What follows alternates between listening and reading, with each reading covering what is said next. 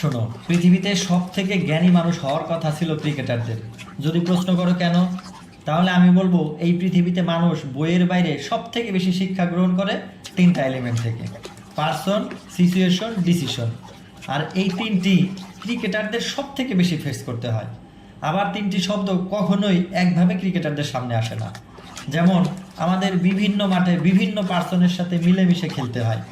এই যে আজ আমরা যে 12 জন এখানে একসাথে খেলতে এসেছি, এই 12 জন না আগে কখনো একসাথে খেলেছি, না কিয়ামত পর্যন্ত আর এক টিমে খেলবো। পৃথিবীতে আর দ্বিতীয় এমন কোনো জব নেই যেখানে এত দ্রুত টিম পার্টনার পরিবর্তন হয়।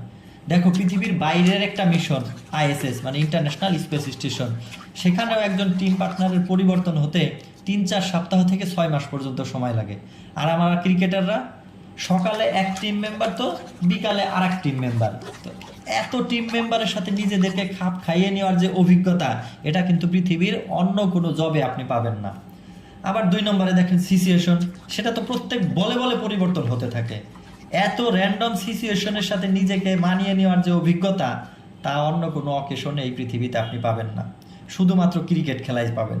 আবার 3 নম্বরে দেখেন ডিসিশন, এটা তো সব থেকে মারাত্মক। আরও কম সময় 150 থেকে 160 কিলোমিটার পার আওয়ার গতির একটা বল ব্যাটসম্যান পর্যন্ত আসতে সময় লাগে মাত্র 0.4 থেকে 0.5 সেকেন্ড। এই ভগ্নাংশ সেকেন্ডের ভেতরে আমাদের সিদ্ধান্ত নিতে হয় বলটি ছেড়ে দিব, ডিফেন্স করব, কাট মারবো না বাউন্ডারি মারবো। একটি ভুল সিদ্ধান্তে নিজের ও দলের চরম বিপর্যয় বয়ে আনতে পারে। অর্থাৎ এই সামান্য সেকেন্ড সময় পাবো আমরা আমাদের ভবিষ্যতের সিদ্ধান্ত নিতে।